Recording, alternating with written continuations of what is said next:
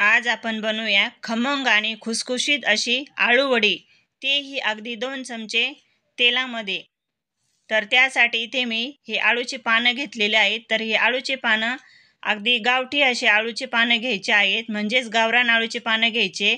ते कसे ओळखायचे तर ते आकाराने असे खूप छोटे असतात आणि त्याचा कलरही असा डार्क असतो, डार्क काळपट असतो। तर अशी मी आळूची पानं ही स्वच्छ धुवून घेतलेली आहेत। तर ही आळूची पानं मी असे चिरून घेणार आहे। तर असे बारीक चाकूच्या साहाय्याने आळूचे पानं चिरून घ्यायचे आहेत। चिरून घेऊन ते एका बाउलमध्ये मी काढून घेत आहे। तर यामध्ये आता 1 वाटी डाळीचं पीठ घालत आहे। थोडंसं मी साईडला ठेवलं आणि त्यामध्ये लाल मिरची पावडर घालायची, त्याचसोबत जिरंही घालायचं आहे अर्धा चमचा आणि चवीप्रमाणे मीठ घालायचं।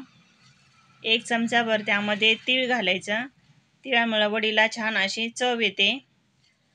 आणि त्यामध्ये चिमूटभर खाण्याचा सोडाही घालायचा, यामुळे वडी छान अशी खुसखुशीत होते।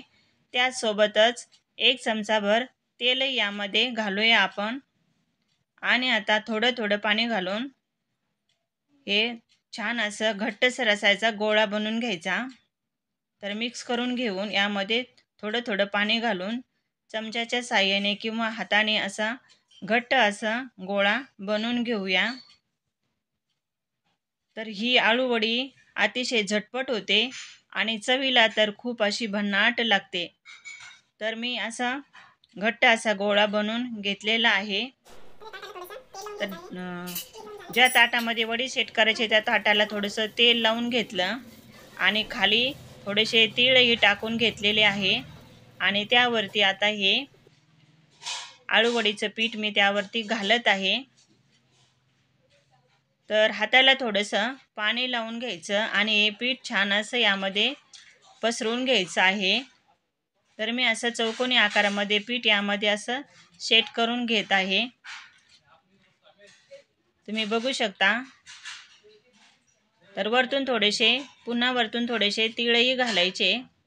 तर दुसरीकडे गॅसवर कढईमध्ये पाणी उकळत ठेवलेलं आहे, त्यामध्ये एक स्टँडही ठेवून द्यायचं आहे आणि हे ताट आता लगेचच आपण उकळत्या पाण्यामध्ये ठेवून देऊया।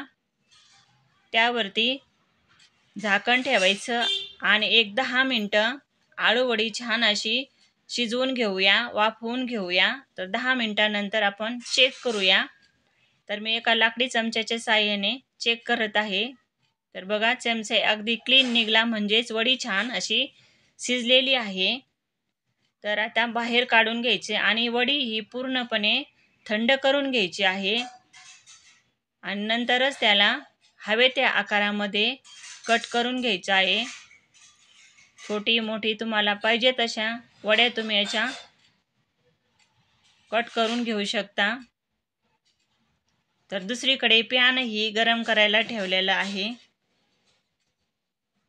तर पॅनमध्ये थोडंसं तेल घालायचं, पॅनला तेल सगळीकडे असं पसरून घ्यायचं। तर ही वडी बनवण्यासाठी अगदी तेलही खूप कमी लागतं आणि तुम्ही ही वडी अशीच खाल्ली तरी चालेल, पण मी त्याला थोडीशी क्रिस्पी करणार आहे। तर पॅनमध्ये तेल घातलं की त्यामध्ये थोडेसे तीळ घालायचे आणि लगेचच त्यामध्ये सर्व वड्या अशा ठेवून घ्यायच्या आहे। तर बघा वडी किती सुंदर अशी झालेली आहे। तर सर्व वड्या त्यामध्ये अशा ठेवून द्यायच्या आहे आणि पुन्हा त्यावरती थोडंसं तेल घालायचं आहे। तर ही आळू वडी करण्याची पद्धत तुम्हाला आवडली का? आवडली असेल तर व्हिडिओला एक लाईक नक्की करा। तर एक पान घ्या, त्याला डाळीचं पीठ लावा आणि ते पुन्हा उकडून घ्या, पुन्हा ती वडी तळून घ्या।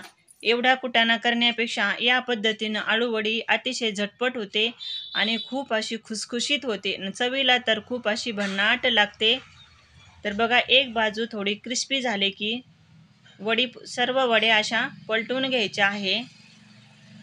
याच पद्धतीनं दुसऱ्या साईडनं ही वडी छान अशी क्रिस्पी होईपर्यंत आपण शॅलो फ्राय करत आहोत।